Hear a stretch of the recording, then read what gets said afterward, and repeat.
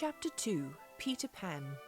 If you ask your mother whether she knew about Peter Pan when she was a little girl, she will say, "Why, of course I did, child." And if you ask her whether he rode on a goat in those days, she will say, "What a foolish question to ask. Certainly he did." Then, if you ask your grandmother whether she knew about Peter Pan when she was a little girl, she also says, "Why, of course I did, child." But if you ask her whether he rode on a goat in those days, she says she's never heard of him having a goat. Perhaps she has forgotten, just as sometimes she forgets your name and calls you Mildred, which is your mother's name. Still, she could hardly forget such an important thing as the goat. Therefore, there was no goat when your grandmother was a little girl. This shows that, in telling the story of Peter Pan, to begin with, the goat, as most people do, is as silly as to put on your jacket before your vest. Of course, it also shows that Peter's ever so old, but he is really always the same age. So that does not matter in the least. His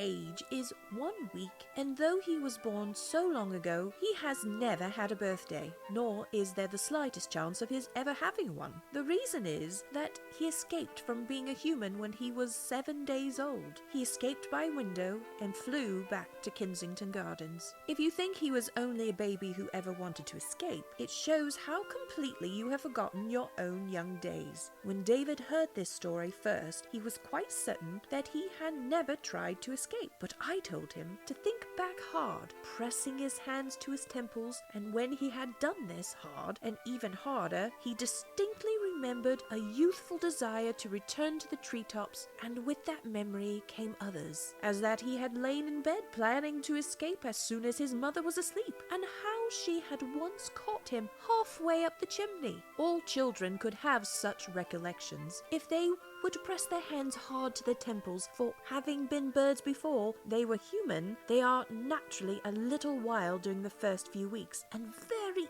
itchy at the shoulders where their wings used to be, so David tells me. I ought to mention here that following is our way with a story. First, I tell it to him, and then he tells it to me. The understanding being that it is quite a different story, and then I retell it with his additions, and so we go on until no one could say whether it was more his story or mine. In this story of Peter Pan, for instance, the bold narrative and most of the moral reflections are mine, though not all for this boy can be a stern moralist. But the interesting bits about the ways and customs of babies in the bird stage are mostly reminiscence of David's, recalled by pressing his hands to his temples and thinking hard. Well, Peter Pan got out by the window, which had no bars. Standing on the ledge, he could see the trees far away, which were doubtless in Kensington Gardens, and at the moment he saw them, he entirely forgot that he was now a little boy in the nightgown, and away he flew, right over the houses to the gardens. It was wonderful that he could fly without wings, but the place itched tremendously, and perhaps we could all fly if we were as dead confident sure of our capacity to do it as was bold Peter Pan that evening. He alighted gaily on the open sward between the baby's palace and the Serpentine, and the first thing he did was to lie on his back and kick. He was quite unaware already that he had ever been human, and though he was a bird, even in appearance just the same as in his early days, and when he tried to catch a fly he did not understand that the reason he missed it was because he had attempted to seize it with his hands, which of course a bird never does. He saw, however, that he must be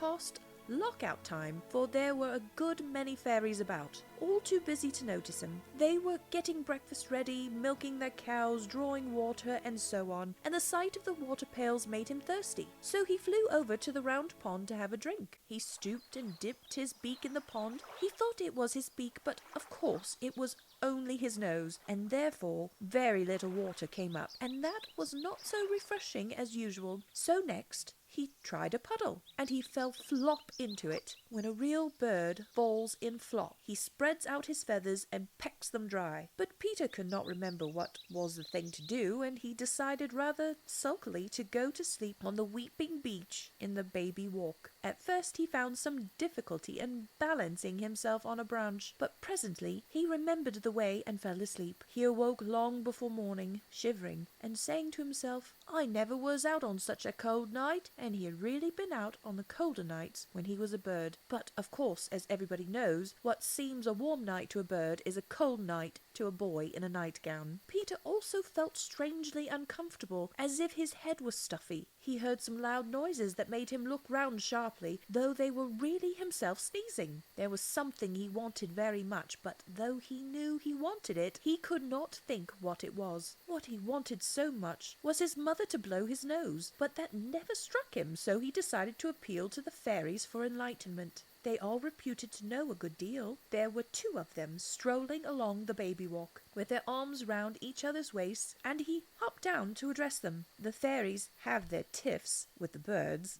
but they usually give a civil answer to a civil question. And he was quite angry with these 2 ran away the moment they saw him. Another was lolling on a golden chair reading a postage stamp which some humans had let fall. And when he had heard Peter's voice, he popped in alarm behind a tulip. To Peter's bewilderment, he discovered that every fairy he met fled from him. A band of workmen who were sawing down a toadstool rushed away, leaving their tools behind them. A milkmaid turned her pail upside down and hid it. Soon the gardens were in an uproar. Crowds of fairies were running this way and that, asking each other stoutly who was afraid. Lights were extinguished, doors barricaded, and from the grounds of Queen Mab's palace came a rub-a-dub of drums, showing that the royal guard had been called out. A regiment of lancers came charging down from the broad walk, armed with holly leaves, with which they jagged the enemy horribly in passing. Peter heard the little people crying everywhere that there was a human in the gardens after lockout time, but he never thought for a moment that he was the human. He was feeling stuffier and stuffier and more wistful to learn what he wanted done to his nose, but he pursued them with the vital question in vain. The timid creatures ran from him, and even the lancers, when he approached them in the hump, turned swiftly into a sidewalk,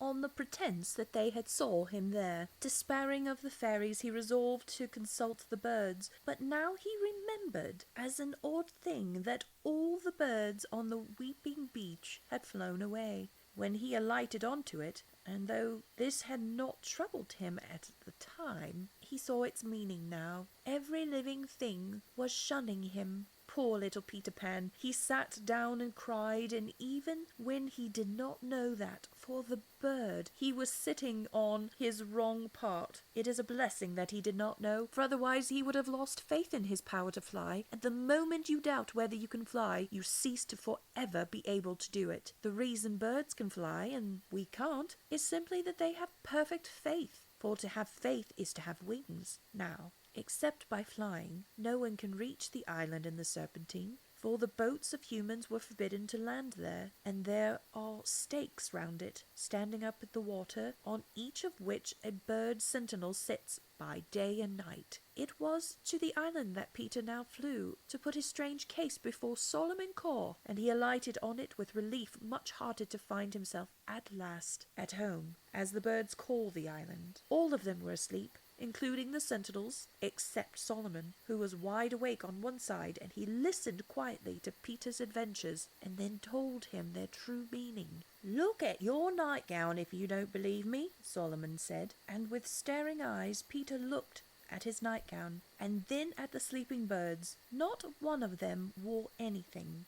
"How many of your toes are thumbs?" said Solomon a little cruelly, and Peter saw to his consternation that all his toes were fingers. The shock was so great that it drove away his cold. "Ruffle your feathers," said that grim old Solomon, and Peter tried most desperately hard to ruffle his feathers, but he had none. Then he rose up quaking, and for the first time since he stood on the window ledge, he remembered a lady who had been very fond of him. "I think I'd like to go back to Mother," he said timidly. "Goodbye," replied Solomon Caw with a queer look, but Peter hesitated. "Why don't you go?" the old one asked politely. "I suppose," said Peter huskily, "I suppose I can still fly." You see, he had lost faith. "Poor little half and half," said Solomon, who was not really hard-hearted. "You will never be able to fly again, not even on windy days. You must live here on the island always." "And never even go to Kensington Gardens?" Peter asked tragically. "How would you get across?" said Solomon. He promised very kindly, however, to teach Peter as many of the bird ways as he could be learned, but one such an awkward shape. "Then I shan't be exactly human?" Peter asked. "No, nor exactly a bird." "No. What shall I be?" "You will be a betwixt and between," Solomon said, and certainly he was a wise old fellow, for that is exactly how it turned out. The birds on the island never got used to him. His oddities tickled them every day, and if they were quite new, though it was really the birds that were new, they came out of the eggs daily and laughed at him at once. Then off they soon flew to be humans, and other birds came out of other eggs, and so it went on forever. The crafty mother birds, when they tried sitting on the eggs, used to get the young ones to break their shells a day before the right time by whispering to them that now was their chance to see Peter washing or drinking or eating. Thousands gathered round him daily to watch him do these things, just as you watch the peacocks, and they screamed with delight when he lifted the crust they flung him with his hands, instead of in the usual way with the mouth. All his food was brought to him from the gardens at Solomon's orders by the birds. He would not eat worms or insects, which they thought very silly of him, so they brought him bread in their beaks. Thus, when you cried out, "Greedy, greedy," to the bird that flies away with the big crust,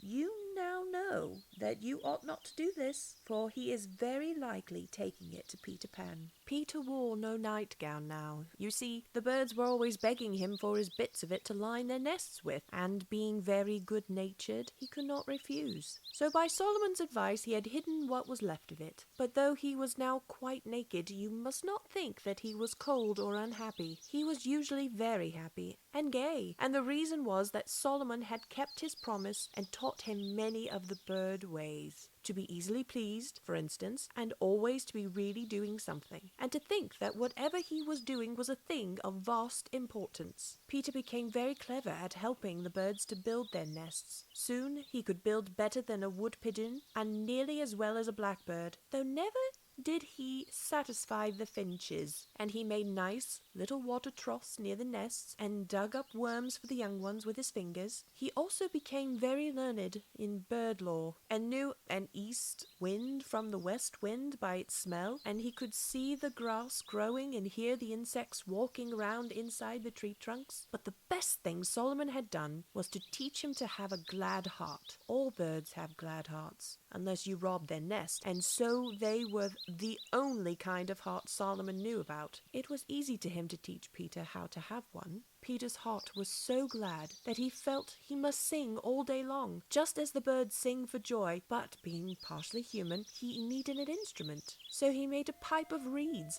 and used it to sit by the shore of the island of the evening, practicing the sough of the wind and the ripple of the water, and catching handfuls of the shine of the moon, and he put them all in his pipe and played them so beautifully that even the birds were deceived, and they would say to each other, "Was that a fish leaping in the water, or was it Peter Pan leaping fish on his pipe?" And sometimes he played the birth of birds, and then the mothers would turn round to their nest to see whether they had laid an egg. If you are a child of the gardens, you must know the chestnut tree near the bridge, which comes out in flower first of all the chestnuts. But perhaps you have not heard why this tree leads the way. It is because Peter wearies for summer and plays that it has come, and the chestnut being so near hears him and is cheated. But as Peter sat by the shore tooting divinely on his pipe, he sometimes fell into sad thoughts, and then the music becomes sad also, and the reason of all this sadness was that he could not reach the gardens, though he could see them through the arch of the bridge. He knew he could never be a real human again, and scarcely wanted to be one. Oh, how he longed to play as other children play, and of course, there is no such lovely place to play in as the gardens. The birds brought him news of how boys and girls play, and wistful tears started in Peter's eyes. Perhaps you wonder why he did not swim across. The reason was that he could not swim. He wanted to know how to swim, but no one on the island knew the way except the ducks, and they are so stupid.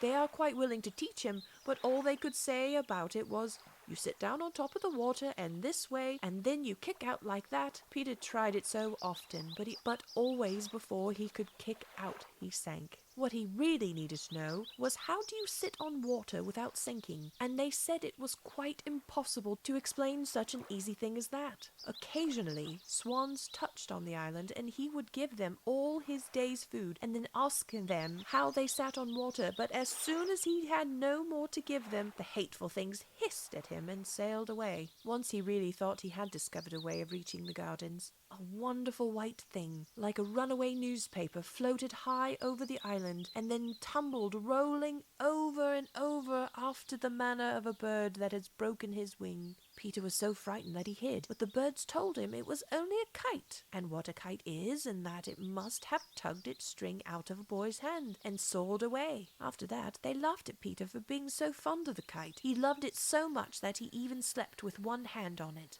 And I think this was pathetic and pretty, for the reason he loved it was because it had belonged to a real boy. To the birds, this was a very poor reason, but the older ones felt grateful to him at this time because he had nursed a number of fledglings through the German measles, and they offered to show him how birds fly a kite. So 6 of them took the end of the string in their beaks and flew away with it, and to his amazement it flew after them and went even higher than they did. Peter screamed out, "Do it again!" And with great good nature they did it several times, and always instead of thanking them he cried, "Do it again!" which shows that even now he had not quite forgotten what it was to be a boy. At last, with a grand design burning within his brave heart, he begged them to do it once more, with him clinging to the tail, and now 100 flew off with the string, and Peter clung to the tail, meaning to drop off when he was over the gardens, but the kite broke to pieces in the air, and when he would have drowned in the Serpentine, he had not caught hold of 2 indignant swans